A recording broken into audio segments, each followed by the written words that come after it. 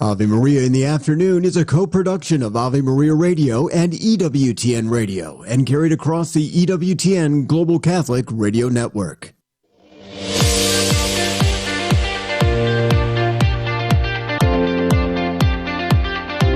Welcome to Ave Maria in the Afternoon, examining the world through the lens of faith from the heart of the Church to help us navigate the culture. Here's Dr. Marcus Peter. Good afternoon. Thank you very much for joining us on this hour of Ave Maria in the Afternoon. I'm Marcus Peter. We're starting with some sobering news. Ed Clancy joins us, and so many of you already know where this is going. Aid to the Church in Need. They recently released a report examining the state of religious liberty and persecution around the world. This is a sizable report, and it's called the Executive Summary of Religious Freedom in the World Report 2025. I greatly encourage everyone, given that it was just released this morning, to take a look at it, to take some time, print it out, and take some time to read it, and understand that as privileged as many of us listening now might be, the fact of the matter is more than half of the world's population suffers from some form of religious trouble, whether it be discrimination, which is a particular category that Aid for the Church in Need utilizes to talk about more cultural issues and even ostracization by means of the faith, to full-blown persecution where murders are happening. And Ed will walk us through why we are blessed here, what we ought to know about the suffering of our brothers and sisters across the borders of the United States and wherever you're listening right now, and also what we can do to help them in this plight. We go on from there to speak with Dr. Dan Guernsey. In a new online course put out by Ave Maria University, Dr. Dan Guernsey outlines the 5 essential elements that define authentic Christian education. In specificity, Catholic education.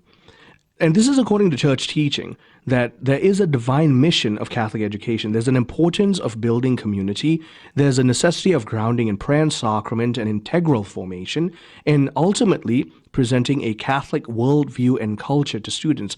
This is called the holistic development of the person with a telos, a teleology of eternal life. And so he joins us to talk about that. And finally, we speak with Andy Swafford. Dr. Andy Swafford is someone I consider a friend. I hold him in high regard, and he has penned Lunatic, Liar, and Lord, which is essentially mere Christianity from the Catholic perspective, and he builds off of the great apologetic work of C.S. Lewis's Mere Christianity to present to us questions about the Catholic faith. All this after the headlines. Thanks, Marcus. Good afternoon, everyone. This is your Ave Maria Radio News for Tuesday, October 21st. It's the Feast of Blessed Charles of Austria. Today's news is brought to you by the nonprofit Revive app. Want to deepen your faith? Connect with a certified spiritual companion today on the Revive app. That's REVIV and then the number 3. President Trump says radical Democrats are holding the government hostage as the shutdown rolls into its 3rd week. During a Rose Garden luncheon, Trump praising Republicans for standing firm during the ongoing shutdown. Democratic lawmakers remain dug in their efforts to extend health care subsidies, while Republicans are demanding the government reopen before any negotiations take place. A man pardoned by President Trump for his involvement with the January 6 riots is accused of threatening to kill House Democratic Minority Leader Hakeem Jeffries. According to a criminal complaint, 34-year-old Christopher Moynihan sent text messages to an unknown associate that threatened to assassinate Jeffries while he was speaking at an event in New York City Monday. Moynihan is scheduled to make a court appearance Thursday. The Archdiocese of Chicago has removed a priest from Little Flower Parish in Waukegan, Illinois, following allegations of sexual misconduct involving seminarians. Cardinal Blaise Kupich sharing the news in a letter to parishioners, clarifying that the allegations do not involve children or youth. And a new report from the Aid to the Church in Need finds authoritarian regimes are the main drivers of religious persecution in dozens of countries around the world.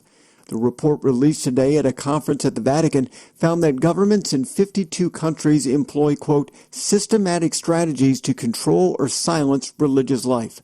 It listed China, Iran, and Nicaragua among the worst violators. Ed Clancy of the Aid to the Church in Need has more later in this program. From your AveMariaRadio.net news desk, I'm Steve Clark.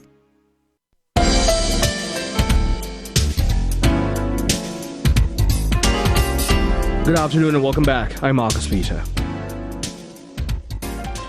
As we continue to cover the news of persecution of Christians across the world, joining me to have a conversation about the launch of the 2025 Religious Freedom Report, which was just released earlier today, is Ed Clancy. First of all, no stranger to this program. He is Director of Outreach for Aid for the Church in Need. And this report is an outstanding compilation of data and details that demonstrate to us that Christians are, without a doubt, one of the most, if not the most, persecuted subsets in the global population right now. Ed, thank you for making the time. How are you? I'm doing well, Marcus. It's good to speak with you. How are you? I'm very well, thank you. Always good to reconnect with you. And as usual, I commend you for the tremendously good work you do in highlighting the plight of our brothers and sisters in parts of the world where discrimination and persecution are replete. Very welcome. It's good to be a voice in this area. So let's begin with some of the fundamental premises behind the report, that we are seeing the fact that globally there's a kind of sociopolitical increasing instability. And the report rightly highlights conflicts, especially in the Middle East and Ukraine. And in the face of this, however, religious persecution is mounting. It's come to a point where it's seeing a serious threat, and it's not something that we ought to take lightly. No, the map, if you will, of places where persecution is occurring has slowly and sort of, I guess the expression, it's both slow and fast at the same time, has grown. Because we highlight areas of persecution, discrimination, and then countries that are considered under observation.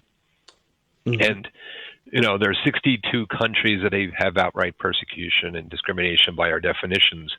Another 24 that are under observation. I mean, when you pull that all together, we're talking about close to 6 billion people living in some sort of either on the verge of persecution or outright persecution.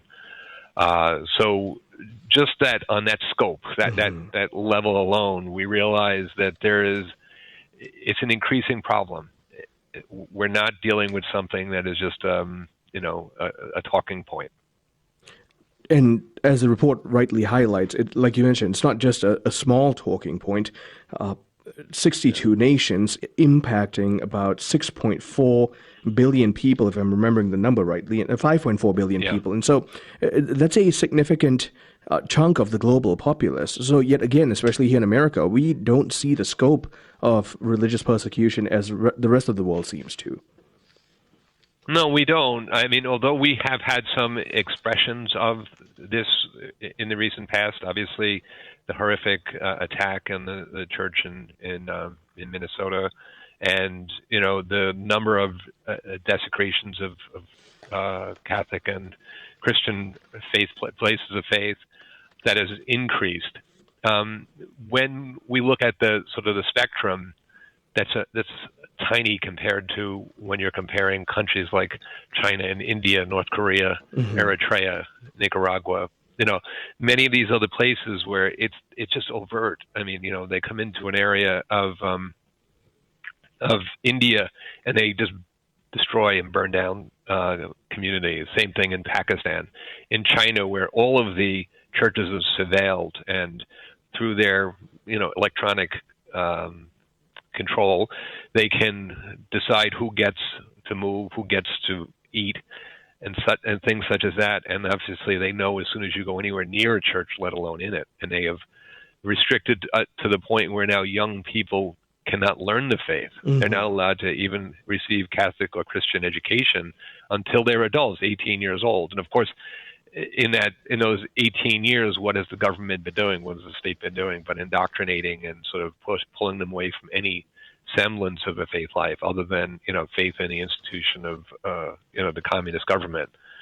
Then there are other countries, for example, where there's what Pope Francis called polite persecution, where you don't necessarily have this overt activity, but you are so restricted in your life, your movement, and your faith life that you live under either the watchful eye or the specter of being pushed out, have violence against you, or other things. I mean, India is classic in that, and they have this sort of very polite persecution through their financial rules and other things where they can separate you. Again, recently, this year, 2 nuns traveling with 2 young women in India were arrested for proselytization and forced conversion, and also for accused of trafficking.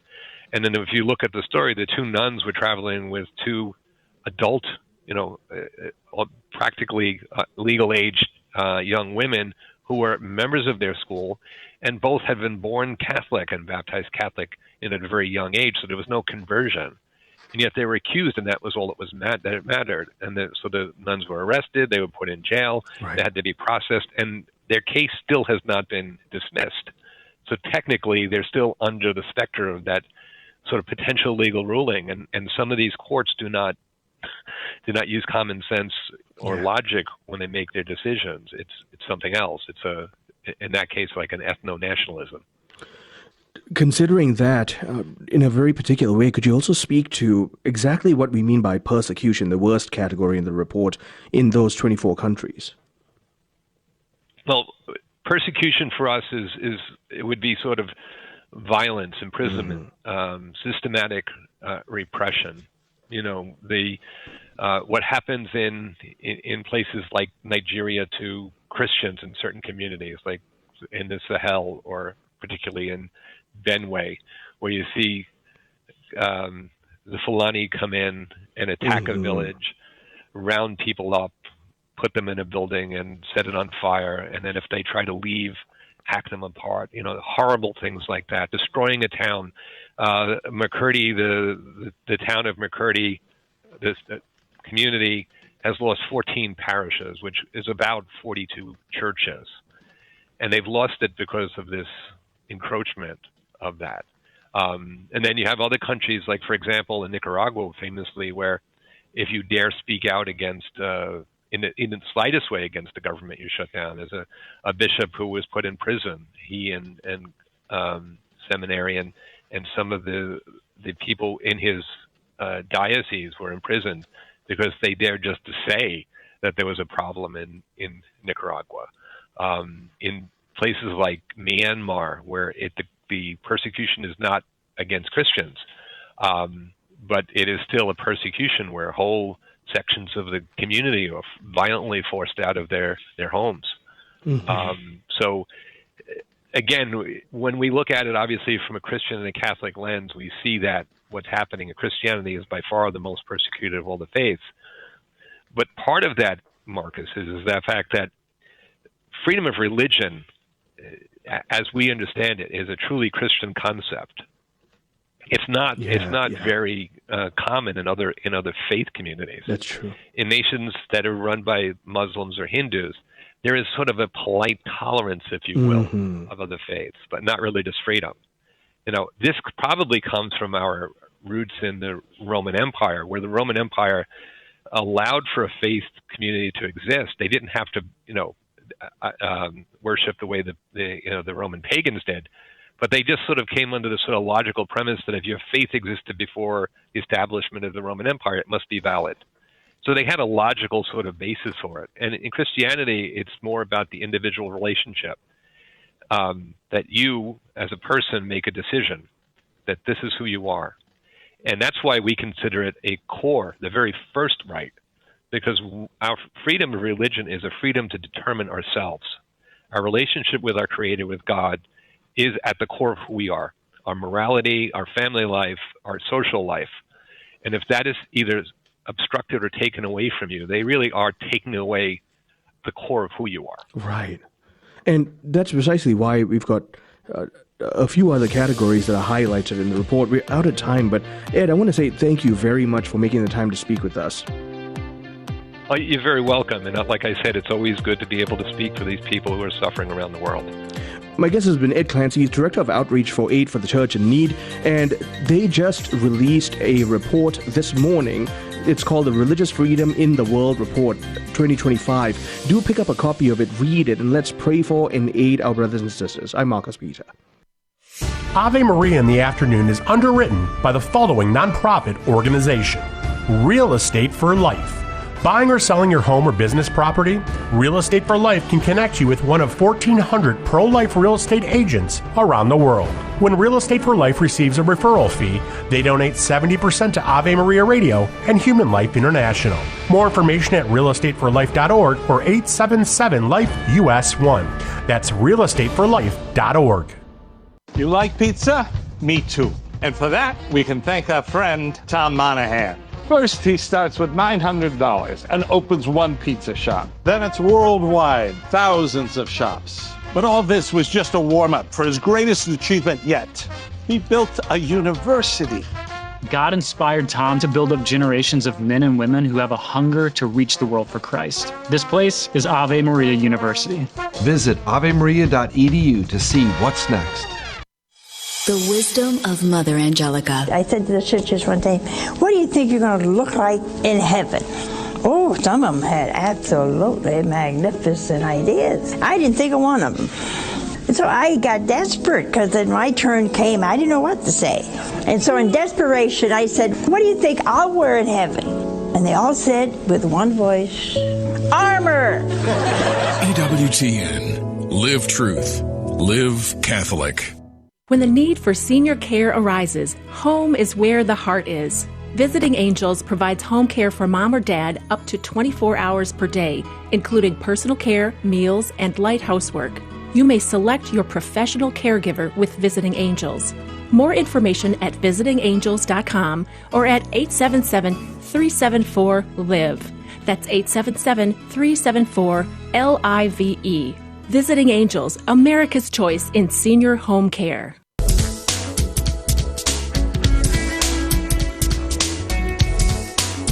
Good afternoon and welcome back. I'm Marcus Peter. We are continuing the conversation of Catholic education. Dr. Daniel Guernsey, Associate Professor of Education at Ave Maria University. He's also the director of Ave Maria University's Masters in Education in Catholic Educational Leadership. Dan, it's great to speak with you again. How are you? I'm doing very well. Thanks for having me on. Always a joy to reconnect with you. And I want to begin by making sure we address that Ave Maria University has presented an online course called The Foundations and Future of Catholic Education. It's part of the Pursuit of Wisdom series. Could you please tell us about that?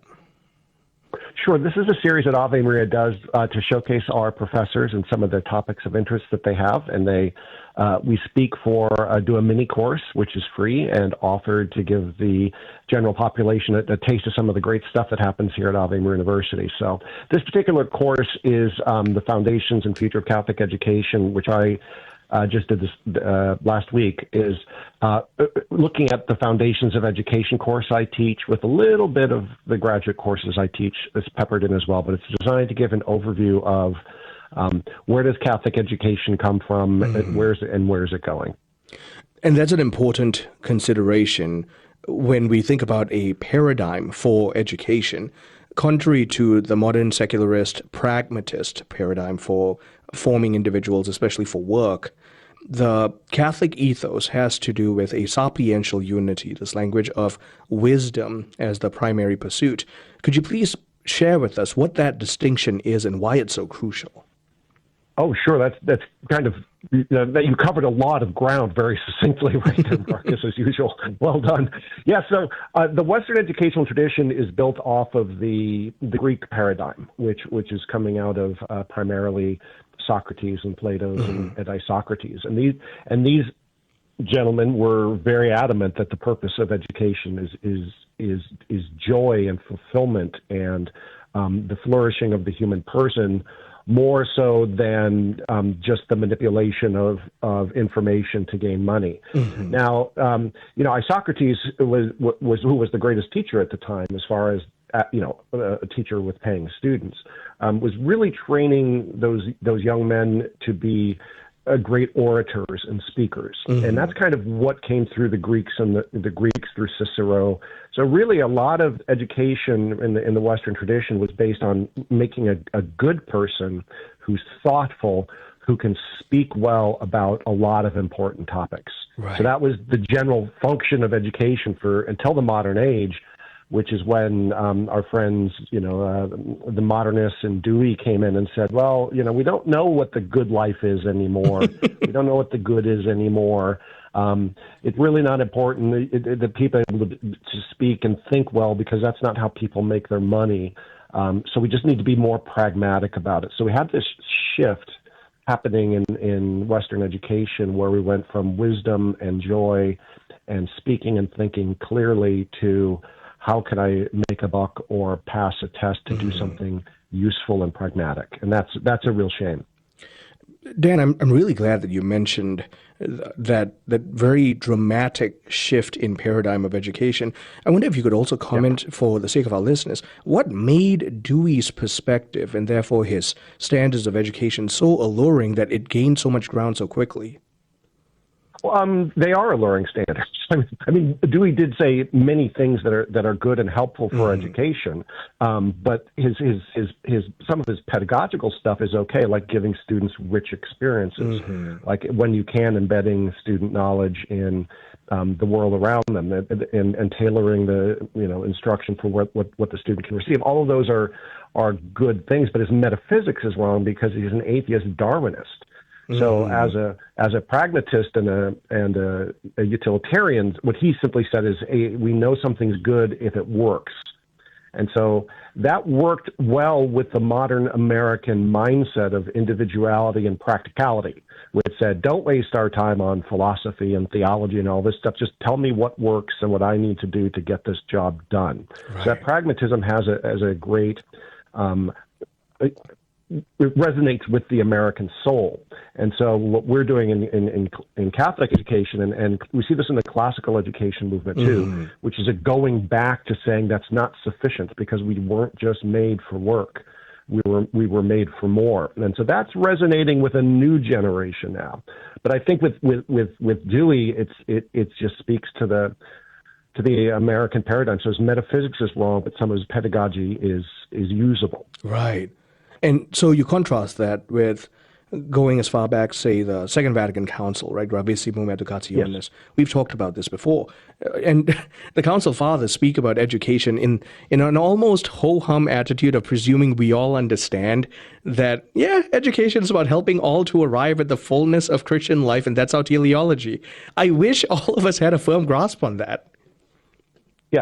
Yeah, indeed. And one of the challenges with Gravissimo, we're celebrating its 60th anniversary next month, is that when it was going through trying to, I think, establish its own sense of meaningfulness and legitimacy, it kind of fell into that kind of fallacy of the modern is the best. So there's a lot of recommendations to do the modern thing, to do what other people are doing, to Christianize it, of course, but to do what the world is doing. And what we've seen especially since then, over the last 50 years, is how crazy the world has gotten with its materialistic, atheistic thinking, that now we shouldn't be doing what the world says. We should actually be turning back to this vision that we had of humanity, which went through all the great leaders of humanity. We're trained in this classical tradition where, rather than basing everything on your own experience, a knowledgeable teacher presents you with the best that humanity has thought of and done, the best speakers, writers, thinkers, players, playwrights,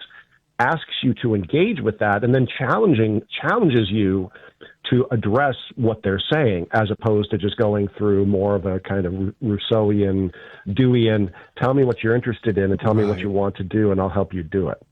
So the idea is whether our focus is on forming the child or forming the man. And in Catholic education, Christian education, Western education, we were interested in forming the man.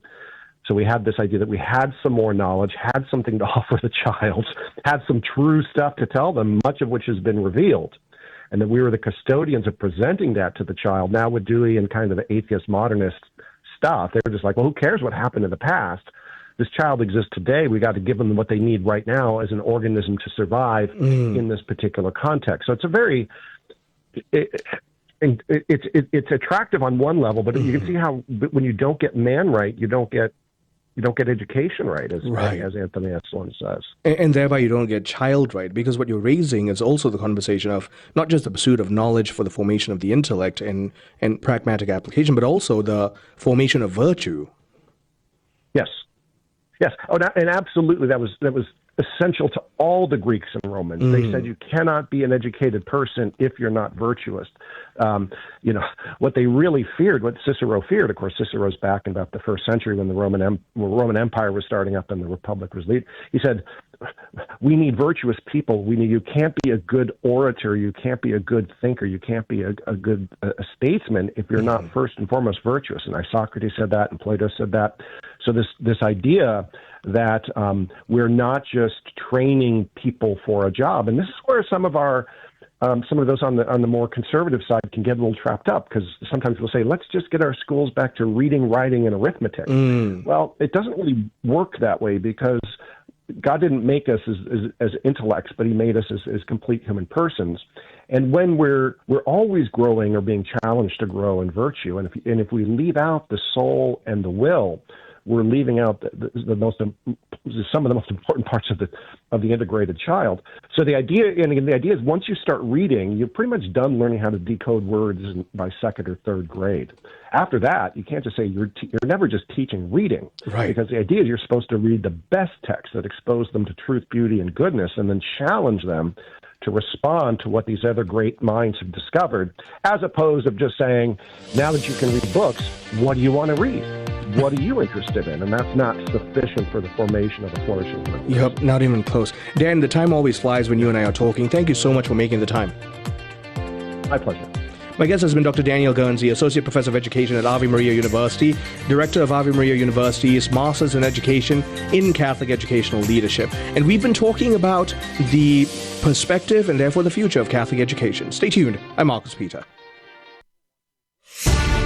Support for this Ave Maria radio program comes in part by the non-for-profit St. Anthony Services. Are you shopping for mortgage products, Catholic investing, Catholic health, real estate, or estate planning? StAnthonyServices.org can help you find a Catholic professional for these needs. They regularly connect faithful citizens with faith-based professionals that share our Christian values. More information at StAnthonyServices.org or 877-LIFE-US1. Do you own popular index mutual funds or ETFs? If so, you're automatically own shares of companies that conflict with your moral beliefs. Ave Maria mutual funds are managed to conform to pro-life and pro-family values. Long-term investors can invest in the no-load Ave Maria mutual funds. The experienced professional portfolio managers make decisions based on investment fundamentals and pro-life values. You can learn more about Ave Maria mutual funds today at 866 Ave Maria or visit AveMariaFunds.com. Hello, Steve Ray here from Footprints of God Pilgrimages. The land of our Lord and Our Lady is calling us. We're heading back to the Holy Land over Christmas break this year. We have the best, most reliable guides and services awaiting us. The holy sites are open, and the local Christians are anxious to see us. Galilee, Jerusalem, Nazareth, Bethlehem. No crowds, no lines. Hope you can join us. Find the Ave Maria Radio travel tab at AveMariaRadio.net. This program brought to you in part by Ave Maria, Florida, a big kind of small town where golf carts take you everywhere and there's always something fun around the corner. Discover championship golf, resort-style amenities, and a town center full of shopping and dining. With Ave Maria University and Ave Maria Catholic Church at its heart, it's a community full of connection and charm. More than 25 model homes are available for viewing. More information can be found at AveMaria.com. That's AveMaria.com.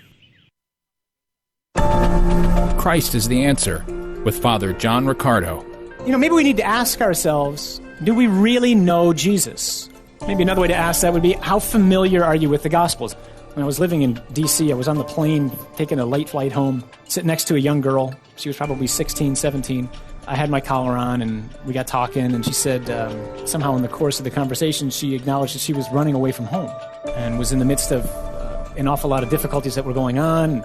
Her story seemed to be remarkably akin to the story of the prodigal son, which we just heard this past Sunday at Mass, And so I started to speak a little bit about that with her. And I said, you sound a little bit like the younger son in the story of the prodigal son. And she looked at me like I was from Mars.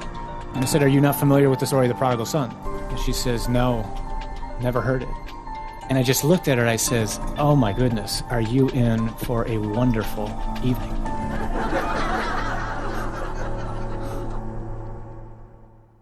It's time for Family Man with Dr. Gregory Popchak. Good family discussions don't just happen, they take time. Family talk rituals help families be intentional about making real conversations happen. You need to be intentional if you want to get past exchanges like, what'd you do in school today? Nothing. Believe it or not, when the relationship between parents and kids is healthy, kids naturally want to open up to mom and dad. Kids want to know that their parents care enough to take time to listen and to understand how they're feeling and what they're going through. When parents make time to listen first, kids are more likely to willingly receive what mom and dad have to say. That's why family talk rituals are an important part of Catholic family life. To discover more ways your family can celebrate the liturgy of domestic church life, check out the newest editions of Parenting with Grace and visit CatholicCounselors.com.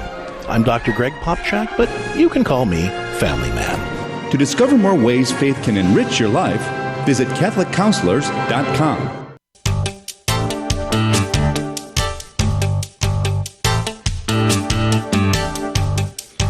Good afternoon and welcome back. I'm Marcus Peter. C.S. Lewis's Mere Christianity has guided seekers for generations with its clear, rational defense of faith.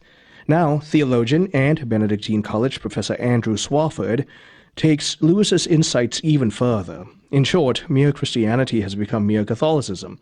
This is a book called Lunatic, Liar, or Lord, published by Ave Maria Press. Andy, thank you for joining us. How are you? It's wonderful to be with you. Thanks so much for having me. Oh, it's great to speak with you again. It's been a while. I have to say, when I got the book, I saw your name, and even before I started reading it, I had a sense of where you were going with it, and I think that was by design.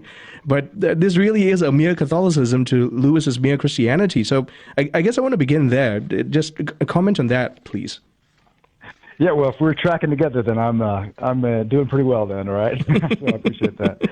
I've been using Lewis in my class at Benedictine College for a while, and different classes, and he's got a knack for being both deep and concise at the same time, touching all kinds of my students. So those who are devout and care about the faith, he touches them. But even those who are here for other reasons, he finds a way to engage them as well. So it just always seemed like Lewis had something to offer. But yeah, Lewis, he's a very Catholic thinker. Never became Catholic, but his Great Divorce, for example, I find just an exquisite view of what purgatory really is for a Catholic in terms of how he describes that, and you see those inklings all over the place. So, yeah, I take Lewis. I try to shore up. Lewis here in this book is kind of a prompt, so it's not a book on Mere Christianity per se. It's sort of kind of like what I would do in the classroom, to use it as a prompt to make the case for God, for morality, why we should care, for Jesus, his divinity, but ultimately for the church. So I've got chapters on, did Jesus establish a church? And ultimately, the life of grace, and these things that Lewis kind of hints at and like dances around, and in some ways really points to, but are really shored up by the Catholic faith and putting Lewis's thought in kind of a Catholic framework. Right, and that therefore presents us the introductory way in which we ought to approach this book, because in fact, you actually open up by asking about how should you read this book, because you're expecting a certain hermeneutic as people are approaching the book. Tell us about that. Yeah, I mean, the title plays off of Lewis's famous, Lord, liar, lunatic argument that Jesus claims to be God, so he's either who says he is, he's a liar, or is a lunatic, but he can't just be a good man. Yeah, which is an objection that is kind of showing up again more and more, I find. And the corollary of that Lewis also hints at is, if he's just a good man, then all he gave us was a nice moral teaching. Right. And Lewis, toward the end of Mere Christianity, hints at no, he's the God man, and he wants to infuse us with divine life. That's a very Catholic take on what the gospel's all about. It's not just an acquittal. It's not just the forgiveness of sins. It's divinization. It's the it's deification. But yeah, so I don't presume that you've read it. I mean, I guess I presume that you maybe you wouldn't get the title as you'd heard something about Lewis before. But I open up with a story about Augustine. I teach Augustine's Confessions quite a bit, and at the end of Book 5, Augustine falls away from the Catholic faith because of Manichaean for 9 years, and he encounters, goes from Carthage to Rome to Milan. In Milan, he encounters Bishop Ambrose, and Ambrose really removes a number of obstacles for Augustine's faith. And Augustine has this telling line. He says, at that point, I found the Catholic faith unbeaten, but not yet victorious. Mm-hmm. It was unbeaten. Like, it hadn't been demolished. The objections had been answered, but he wasn't ready to change his life yet. And just in teaching for all these years, this is my 19th year Benedictine, we can make a reasoned case for our faith, absolutely. But we have to respect, one, the supernatural character of the mysteries of faith. Right. That as the Church, teaches explicitly in Vatican I, for example, that we can remove obstacles and we can provide motives of credibility. But that's short of forcing the hand. We need the internal help of the Holy Spirit. And so the book really tries to respect both the light of faith, but also the darkness of faith. And just what does it mean to make the act of faith, that risk of faith, which is more than assenting to the reasonability of propositions. I like the analogy of marriage. I mean, I've been married 20 years now as of this past summer, and I didn't know who my wife would be 20 years hence, but I had reasons to believe. So it was a leap, but not a leap into darkness. Right. It was a leap, but not a leap in the darkness. And that's a good paradigm for us to then explore this reality that there are limitations. Your first chapter, you're very generous to Lewis. You're presenting a primer to his work, but you also acknowledge the fact that there are limitations. There's a legacy here. There's a scope in which his work engages, but there's a threshold. Please tell us about that.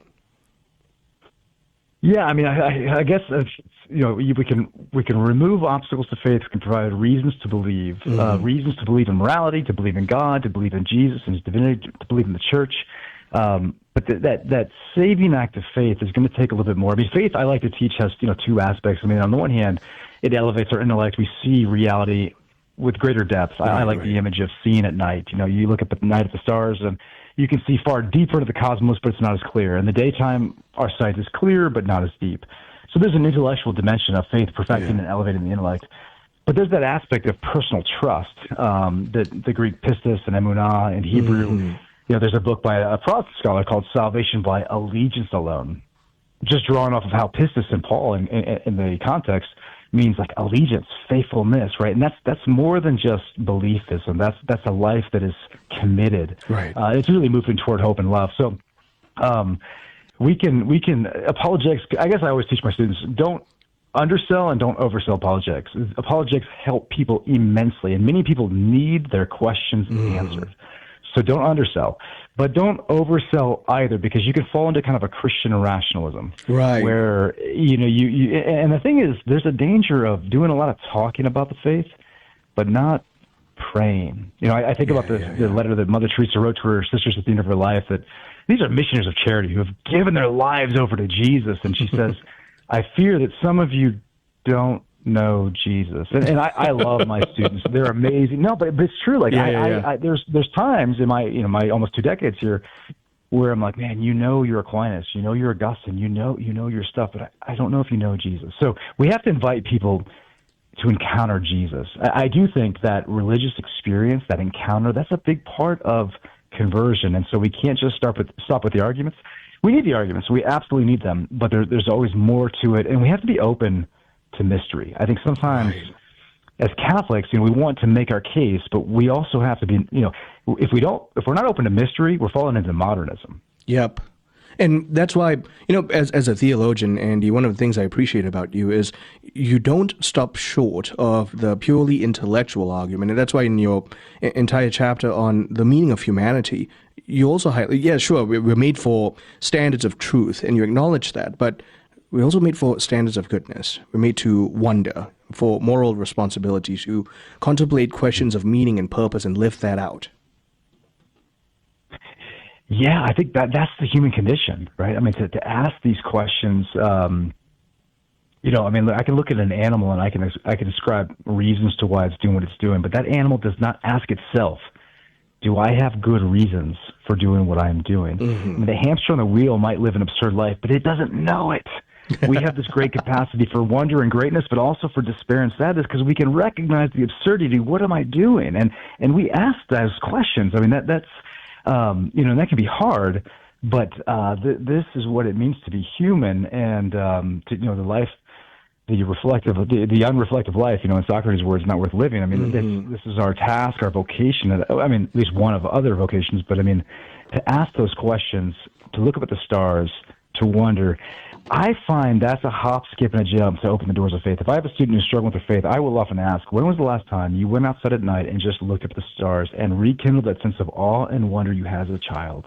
Because I think in our frenetic pace of modern life, and then you add social media and the phones and the screens and like all that time and taste of wonder, the oxygen, where we could breathe in the divine air is just kind of sucked out of the room. And I think we have to counteract that if we're going to really open the doors of faith, to let the rays of sun kind of come through those stained glass windows inside our cathedrals so we can really breathe anew.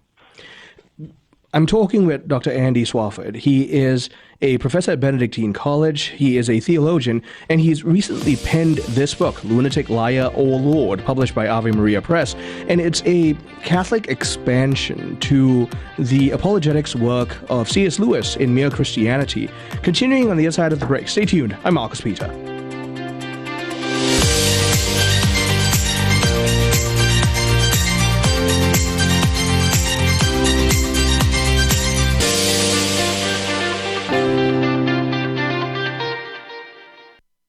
Ave Maria School of Law is the Roman Catholic law school in the United States. Consistently ranked in the Princeton Review as one of the best and most conservative law schools, as well as pre-law's most devout law school. Ave Maria School of Law provides a traditional legal education while emphasizing how the law intersects with the Catholic intellectual tradition and natural law philosophy. Ave Maria School of Law, unabashedly Catholic, consistently excellent. For more information, visit avemarialaw.edu. In her diary, St. Faustina wrote, "If only I had a spiritual director from the beginning, I would not have wasted so many of God's graces. If even the saints needed spiritual guidance, how much more do we?" The nonprofit Revive app lets you meet virtually with certified spiritual companions, scheduling sessions at your convenience, helping you grow closer to Christ. Your first 2 sessions are free. Download the Revive app today. That's REVIV, and then the number 3. Strained or broken relationships are a given in most of our lives. Friends fall away, siblings drift apart, children sever ties with their parents, and despite our best efforts, these painful fissures are difficult to mend. Hi, I'm Dr. Ray. If you want to learn how to communicate better with the difficult people in your life and be a more easygoing, more forgiving person, check out my book, How to Get Along with Almost Everybody. Check it out, and all my other books on the store page at AveMariaRadio.net. That's AveMariaRadio.net.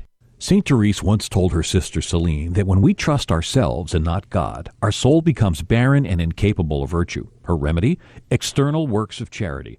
We all try to do it on our own sometimes without asking for God's help. At St. Paul Evangelization, we suggest sharing the gospel with someone who needs it. Check out streetevangelization.com to find a team near you where you can share the love of Jesus. If there isn't one in your area yet, perhaps God is calling you to start a team in your city. To learn more, visit streetevangelization.com.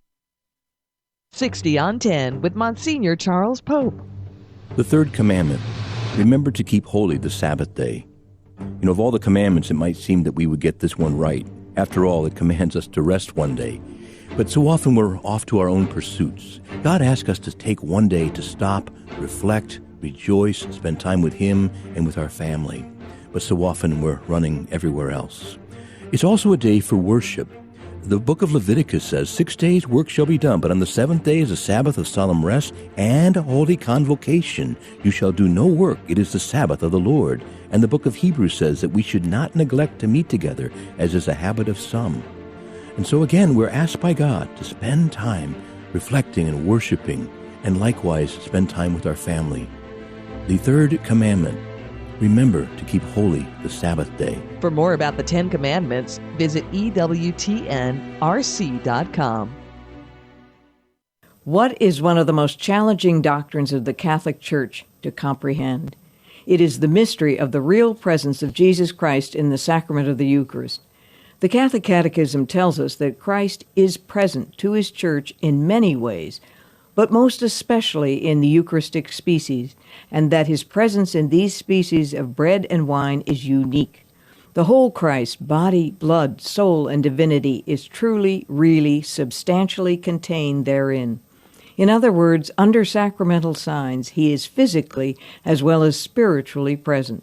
St. John Chrysostom declares that man does not cause this miraculous occurrence. A man, the priest, acting in the role of Christ, does pronounce the words, but it is Christ himself whose power and grace brings about the transformation of the bread and wine into his body and blood. This is Peggy Stanton, and this has been the Order of Malta's Minute with the Catechism.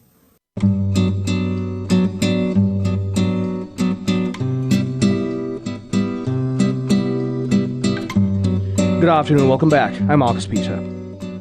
Talking with Dr. Andy Swafford, professor at Benedictine College and author of Lunatic, Liar, or Lord. Andy, just before the break hit, you had quoted one of the most noteworthy lines out of Socrates: "The unreflected life is not worth living."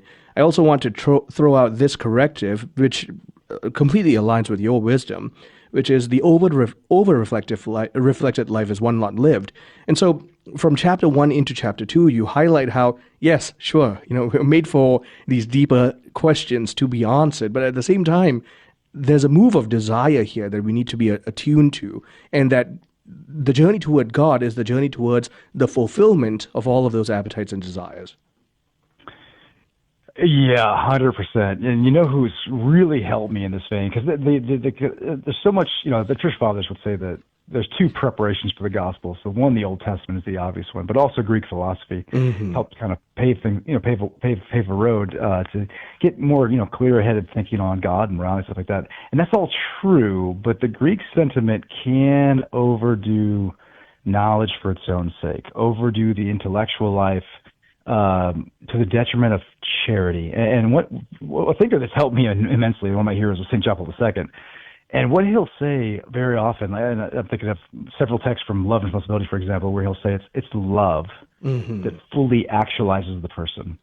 The accent mark is on love. And I think what's happening there is that's Wojtyła, the Christian, the Catholic thinker, taking in, absorbing the best of the Greeks, the Aristotle and the virtue tradition, but also baptizing it with Christ at the top.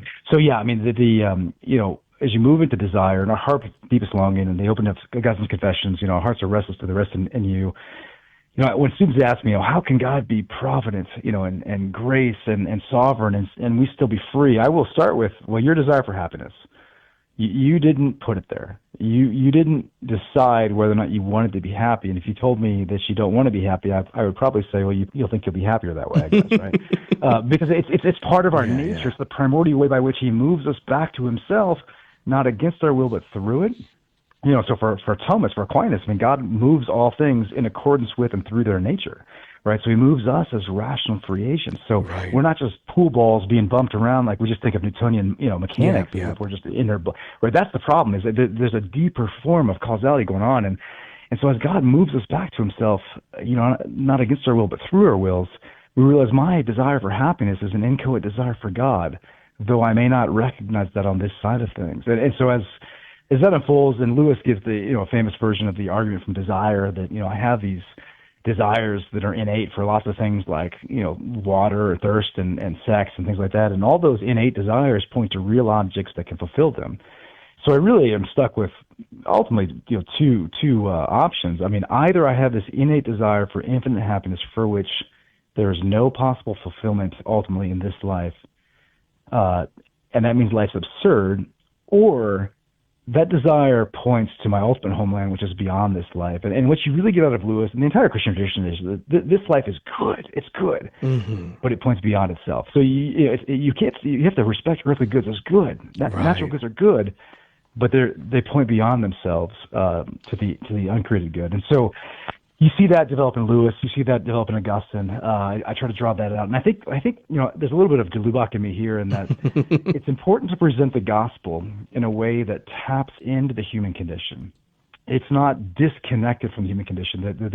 We can talk about nature and grace and natural and supernatural, perfection, but the grace of God, the revelation of God, Jesus reveals not only God to us, He reveals the fullness of what it means to be human to us.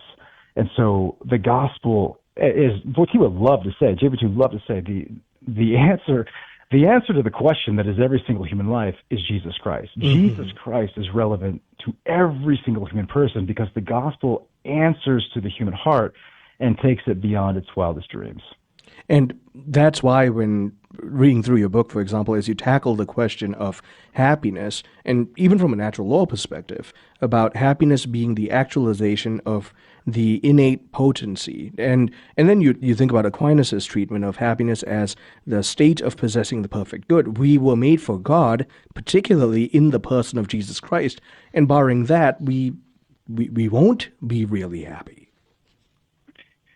Yeah, that's exactly right. I mean, that's exactly right. And that in the incarnation, I mean, you find this in the Fathers, Vatican II cites this, that the eternal Word in becoming man has brought about a relation with every single human being. It's not yet salvific, right? I like to say it's like the save the date card is out, right? And so to not come to the wedding after you've been invited is different than having never been invited at all. And so, but by virtue of the incarnation, the eternal Son has united himself in some way to every single human being by assuming our nature. It's not yet salvific because we have to say yes, but it means Jesus is relevant to every single person on the globe at every spot in history, every longitude, every latitude. I mean, this is at the heart and soul of JB2's preaching, and that against communism, to remove Christ from the human person is a dehumanizing act. Mm-hmm. And that's why when you okay, by the way, you do this in the book so beautifully. You juxtapose the Via Moderna to the Via Antiqua.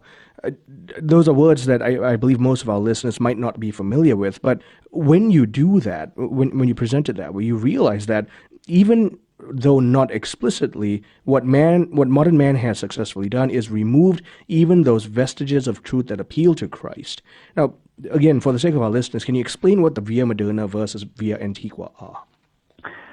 Yeah, I mean, so this yeah, that's exactly right. I often find with students, I mean, they don't know these terms, but it articulates something they know from experience. So these are shifts that occur around the 14th century that really flower. They're really in seed form in the Reformation, but definitely in the Enlightenment, and they're present with us today. And it a lot of it turns on how we view the relationship between law and freedom. Most of us don't think of morality. The average person does not think of morality as a journey toward happiness. That's the fruit of the Via Moderna, the modern way. The ancient way, though, saw the moral life as a journey toward happiness, toward full actualization that is going to come about by union with God and virtue. Even Aristotle, I mean, the end of his ethics, it's rational contact with the unmoved mover. Now it's mysterious, but it's moving toward a goal, toward an end. We say a telos.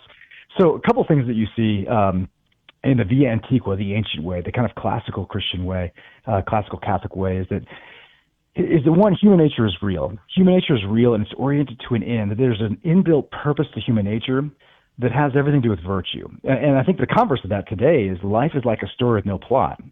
There's no meaning is given. We have to create it. We have to fabricate it. And as Ratzinger once put it, then Ratzinger, our late Pontiff Pope Benedict, meaning that is self-made is no meaning at all. The real meaning is received. So human nature is real in the classical context. It's oriented toward a goal. With God is really seen as Father, whose law is given for our good and for our flourishing. And I like to use examples with like a coach, a coach that you trust. Like at first, his law, it's painful. I don't want to do this regimen. I don't want to train this way. I don't want to train this hard. But over time, you internalize the law. Over time, the athlete wants to train this way because they become good. They get in shape. And that's the whole movement of God's law, say from the old to the new. We internalize the law, and we become more free. And so the heart of freedom in the Via Antiqua, it's not freedom simply to choose. It's freedom as the ability to do the good. Right. Great examples are like learning a language, a musical instrument, any athletic skill that's at first clumsy and awkward, but with time and practice and discipline becomes more and more fluid. Or getting in shape. The better shape you're in, the longer and harder you can run, and the more you enjoy it. And this is the whole journey of the moral life, is I'm actually becoming a certain kind of person. I'm becoming a person who's truly free to give myself away in love. And the movement is self-mastery makes possible self-gift. So on the converse, the law for the modern way, Via Moderna, is opposed to freedom. There's a different view of God where God's like the most free because he can do whatever he wants, and the ideal of freedom is to do whatever he whatever I want. And the thing is, there's an antinomy then between God and us, that either God flourishes and he can do whatever I want, and I suffer because I'm just here to be subjugated by obedience. And so morality becomes simply about duty and obedience and not virtue and happiness. Right. And what happens in the modern period is the only way for man to flourish is to get rid of God. Right? So this is where you have atheistic humanism, that God has to be dead for me to really thrive. In the classical Christian sense, it's the Irenaeus quote, the glory of God is man fully alive. So there's not a competition between us and God. And so I know this is a lot. I lay this all out in chart form in the book, and there's lots of explanations. But I think the way we think about virtue and freedom and our journey back to God, is it primarily about obedience and duty out of fear? And that's not that that's not part of it, but the classical view is not going to accent that. The classical view is going to accent virtue and becoming the kind of person that God wants me to become. Now, law is a part of this. I have to submit to the law, but over time, that becomes part of me, and I desire this. I want this. It's not like his law is not against what I want. It's what I most deeply want. Whereas the modern view, it's this competitive view, God versus man. And honestly, when you look at like Luther, Bondage of the Will, I mean, part of where Luther, I think, is coming from is he's got this distorted view of God. God bless him. But where God is really more of a seemingly kind of a more master-ish, and really the moral life, the virtuous life, the Christian life is about obedience. And he comes to the sense that I just can't do that, and the only solace is in faith alone. One could say that that's the fruit of that nominalist trajectory that begins in the 14th century, especially with William of Ockham, and it flowers, and again, really flowers in the modern period where we just have moral chaos today because we've lost the sense of the moral life as a journey back to God, and virtue as the means by which we get there. And so in many ways, the Enlightenment and even today, we're riding the fumes of this Christian tradition. We say things like, human rights and social justice, but we don't have the context to make sense of those anymore. Right. Well, Andy, the time practically flew, and we barely began scratching the surface on the conversation of virtue. So thank you so much for making the time. Well, Mark, it's such a blessing to be with you. Thank you for all you do. God bless you. My guest has been Dr. Andy Swafford. He takes C.S. Lewis's insights into this new book, Lunatic, Liar, or Lord, basically mere Christianity from a Catholic perspective. Stay tuned. I'm Marcus Peter.